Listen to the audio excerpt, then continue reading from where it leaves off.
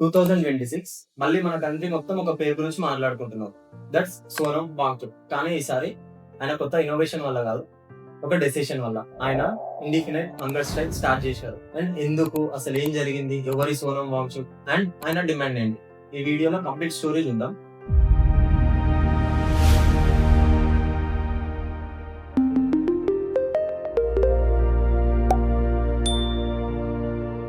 సోనం వాంగ్చుక్ లడాక్ కి చెందిన engineer, education reformer, environment activist.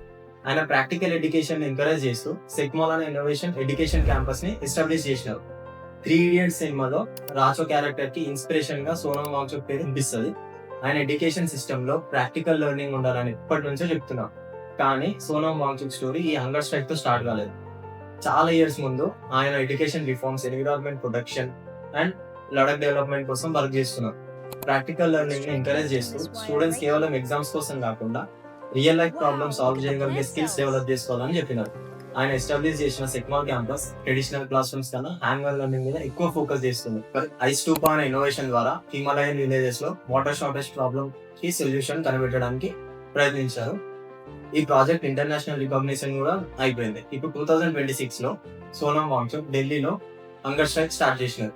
Recent report ప్రకారం నీట్ ఎగ్జామ్ పేపర్ లీక్ ఇష్యూపై అఫోర్డబిలిటీ ఉండాలని ఎడ్యుకేషన్ మినిస్టర్ రిషికేశన్ డిమాండ్ చేస్తూ ఈ ప్రొటెస్ట్ లో పార్టిసిపేట్ చేసినారు. ఆయన స్టూడెంట్స్ ఫ్యూచర్ ని ప్రొటెక్ట్ చేయాలని, ఎడ్యుకేషన్ సిస్టమ్ ట్రాన్స్పరెంట్ గా ఉండాలని చెప్తున్నారు. రోజు రోజుకి ఆయన హెల్త్ చాలా డౌన్ అవుతుందని రిపోర్ట్స్ వస్తున్నాయి. Doctors, supporters, political leaders fast break చేయమని రిక్వెస్ట్ చేస్తున్నారు. ఢిల్లీ హైకోర్టు కూడా మెడికల్ ఇంటర్వెన్షన్ పై గవర్నమెంట్ రెస్పాన్స్ కోరింది. కానీ సోనం వాంగ్చుక్ తన డిమాండ్స్ పై ఇంకా స్టాండ్ మెయింటైన్ చేస్తున్నారు. రీసెంట్ ఇయర్స్ లో Ladakh future, environment protection, youth opportunities, education reforms ఇట్లాంటి ఇష్యూస్ పైన ఆయన యాక్టివ్ గా వాయిస్ రేజ్ చేస్తున్నారు. ఇప్పుడు హంగర్ స్ట్రైక్ ద్వారా ఎడ్యుకేషన్ సిస్టమ్ లో transparency, students future protection, accountability వీటిపై దేశవ్యాప్తంగా డిస్కస్ స్టార్ట్ అయింది.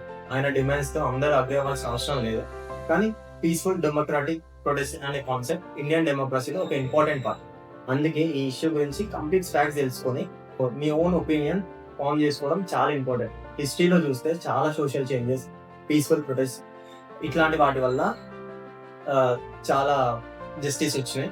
కానీ final solutions, dialogues, discussions and constitutional process ద్వారా రావాలి. ఈ ఇష్యూ ఫ్యూచర్ లో ఎట్లా డెవలప్ అవుతుందో అది government decision, courts and concern authorities actions మీద డిపెండ్ అవుతుంది. మనం మాత్రం అఫీషియల్ ఇన్ఫర్మేషన్ ని ఫాలో చేసి రూమర్స్ అవాయిడ్ చేయడం చాలా బెటర్. ఒక్క విషయం మాత్రం క్లియర్, ఎడ్యుకేషన్ లక్షల మంది స్టూడెంట్స్ ఫ్యూచర్ ని అఫెక్ట్ చేస్తుంది. కాబట్టి transparent examinations, fair recruitment, accountability చాలా ఇంపార్టెంట్. అండ్ ఈ ఇష్యూ పైన మీ ఒపీనియన్ ఏంటి కామెంట్స్ లో చెప్పండి. ఇట్లాంటి ఎడ్యుకేషనల్ డాక్యుమెంటరీస్ కోసం ఛానల్ ని సబ్స్క్రైబ్ చేసి పెట్టుకోండి. Thank you for watching. See you in the next video.